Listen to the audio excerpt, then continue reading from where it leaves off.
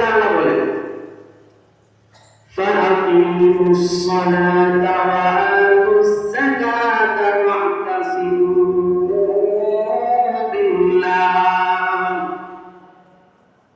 হুয়া মাওলাকুম ফানি'মাল মাওলা ওয়া নি'মান নাসীর।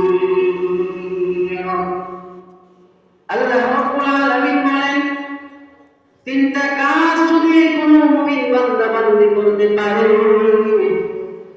তিনটা কাজ যদি তোমরা করতে পারো, আল্লাহ রাব্বুল আলামিন বলেন আমি তোমাদের সাহায্যকারী হয়ে যাব।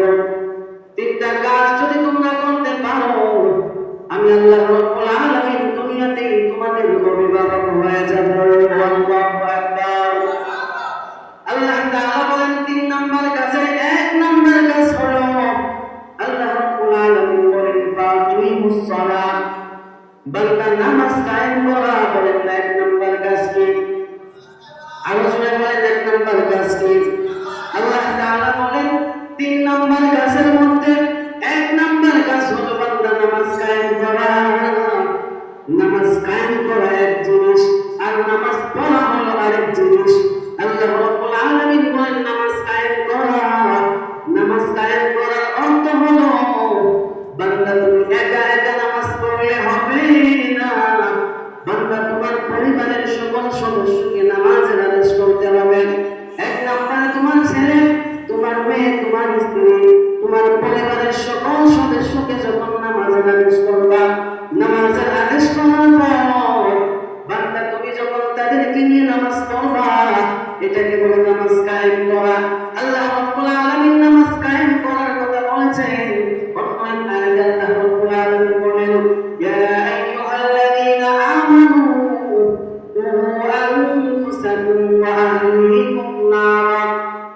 আল্লাহ রাব্বুল আলামিন ঈমানদারদেরকে ডেকে বলেন, আল্লাহ বলেন তোমরা ঈমানদাররা আগে তোমরা নিজেরা জাহান্নামের আগুন থেকে বাঁচো, এরপর তোমরা তোমাদের পরিজনকে জাহান্নামের আগুন থেকে বাঁচাও। জাহান্নামের আগুন থেকে কিভাবে বাঁচাবেন? মুফাসসিরিন কেরাম ব্যাখ্যা করেন ফাকিমুস সালাত, ফাকিমুস সালাত উপরে যখন আপনি আমল করবেন, সবাইকে যখন নামাজের আদেশ করবেন, তখন আপনি নিজে এবং আপনার পরিবারকে জাহান্নামের আগুন থেকে বাঁচাতে পারবেন। আল্লাহ তাআলা কি বলেন? এক নম্বর শর্ত কি? নামাজ কায়েম করা। কি কায়েম করা? কথা বলতে হবে, কথা না বললে বাস কথা কি? নামাজ কায়েম করা। যদি নামাজ কায়েম করতে পারে এই নামাজি ব্যক্তির জন্য আল্লাহ রাব্বুল আলামিন 5টা পুরস্কার রেখেছে। কয়টা পুরস্কার? কয়টা পুরস্কার জুড়ে বলেন? 5টা পুরস্কার। এক নাম্বার পুরস্কার, আমরা সবাই দুনিয়াতে রিজিকের পেরেশানি করি কি করি না? সবাই বলেন রিজিকের টেনশন আমরা করি কি করি না? রিজিকের জন্য মানুষ পাগল পায়। যত টেনশন রিজিকের জন্য, মানুষ মাথার ঘাম পায়ে ফেলে কিসের জন্য? রিজিকের জন্য। আল্লাহ রাব্বুল আলামিন বলেন যদি কোন মুমিন বান্দা নামাজ কায়েম করে, আমি সেই নামাজি ব্যক্তির জন্য 5টা পুরস্কার রেখে দিয়েছি।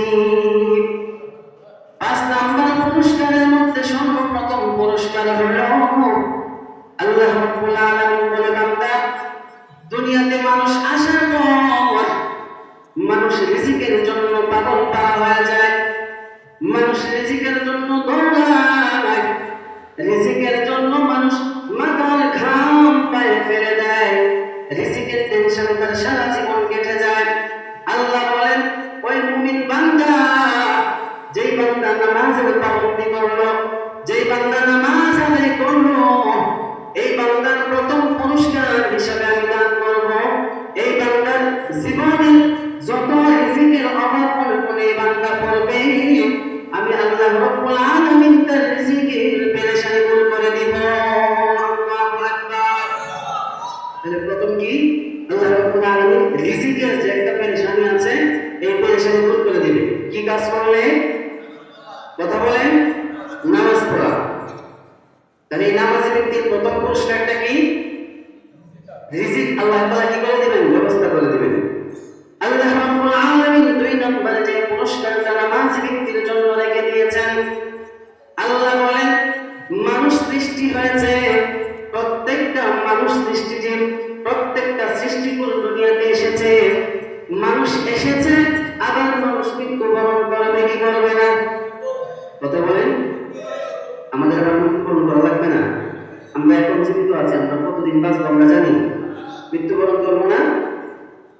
আল্লাহ রাব্বুল আলামিন বলেন নামাজি ব্যক্তির 2 নম্বর পুরস্কার হলো মানুষ মরণশীল। আল্লাহ বলেন কুল্লু নাফসিন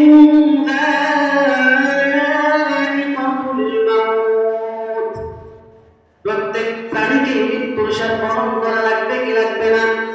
আল্লাহ বলেন ইন্নাকা মাইতুন ওয়া ইন্নাহুম মাইতুন, নবী আপনি মরণশীল, দুনিয়ার সমস্ত মানুষ মরণশীল।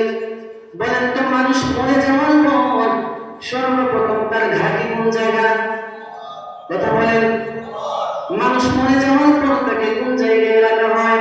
কবরের মধ্যে রাখা হয়। আল্লাহ বলেন বান্দারে মরার পরে সর্বপ্রথম ঘাঁটি হলো তোমার কবর। এই কবরের মধ্যে রাখার পর অনেক বান্দার কবরের মধ্যে আযাব হয় কি হয় না? গুনাহগারের কবরে আযাব হবে কি হবে না? আল্লাহ রাব্বুল আলামিন বলেন বান্দা দুনিয়ার জমিনে যদি তুমি নামাজ পড়তে পারো, নামাজ কায়েম করতে পারো, আমি আল্লাহ রাব্বুল আলামিন তোমার সাথে ওয়াদা করলাম কবরের যত আযাব আছে আমি আল্লাহ রাব্বুল আলামিন তোমার কবরের আযাব দূর করে দিব।